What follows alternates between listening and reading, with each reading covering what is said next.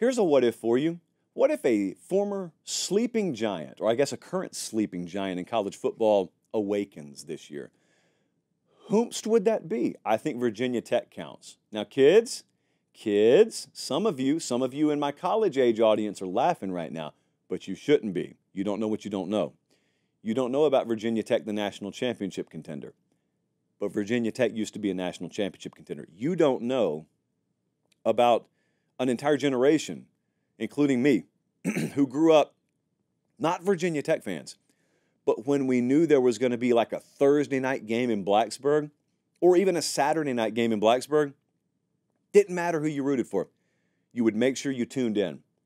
And you make sure you tune in 10 minutes before the game starts because you get to see Enter Sandman and you get to see this incredible spectacle up in the mountains, up in the hills of Virginia. It's awesome.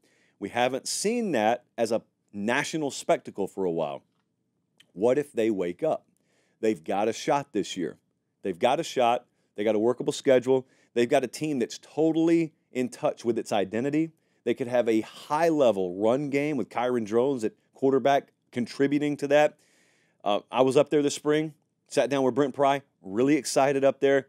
Colin, if you've got their schedule, can you throw that up for just a second? Because there is a game. It's a long way away, so I'm not saying let's start talking about it now, but there's a game in early November where if they navigate the early portion of their schedule, even if they just have one loss, they can afford to drop one. But if they're a one-loss or better team in early November, that's when Clemson comes to town. November 9th, Clemson comes to town. If we have a one-loss or better Virginia Tech on that day or night, you will see Lane Stadium like some of us remember it being maybe a generation ago. Texas A&M could be another sleeping giant. Now, I'd argue A&M's not been a giant because A&M, we have not known A&M as a consistent national championship contender in my lifetime. Most of your lifetimes you hadn't known that. However, they've been a sleeping giant in the sense that they've always been capable of it, and that's been this whole debate on this show. One of the longest-running debates in Pate State history has been Texas A&M. Do they have what it takes to win? Just because they haven't won, could they win? My answer is, of course they could. Just because you haven't done something doesn't mean you couldn't do something. They got the right head coach. Mike Elko's the right guy. At least I feel that. Now, power ratings-wise, it's interesting because you would think, hire the right guy, okay, a couple years from now we'll check back in. No, they could win this year. Would be sort of tough, but power ratings-wise, I got them as a top 15 team. So it's not out of the realm of possibility that a little organizational structure thrown into the mix with some really good football players could yield a result. But even if it's not this year, just imagine it happening, period. Nebraska, a lot of folks flat out think it can't happen there. At A&M, at least they can recruit the South. A lot of folks think Nebraska, no, your time is past. What if they're wrong? What if Matt Rule takes Dylan Raiola and he just hitches his wagon to that true freshman five-star quarterback and things start to happen? Hey, here's a good what if. Just imagine, what if Nebraska's like 5-0 in one-possession games this year? That alone would blow people's minds. So that's a good what if. Another what if, week 1, a lot of potential volatility in this game. You know LSU plays USC in Las Vegas, week 1 on a Sunday night. What if that game's a blowout? I don't care who wins.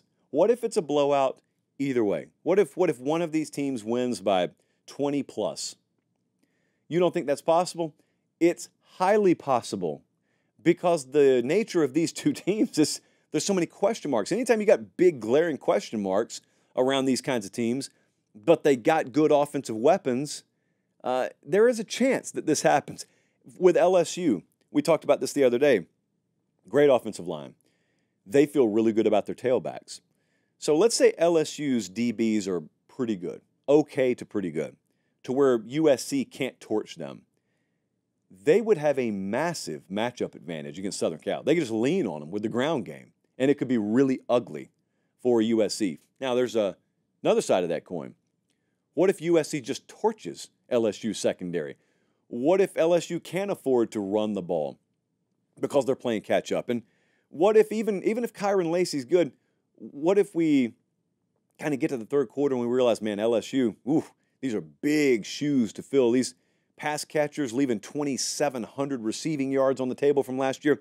My point is, it would be really toxic feeling on either side of the equation. You lose this thing by 3 or 7, that's one thing. You lose that opener by 20 plus, that's an entirely different thing.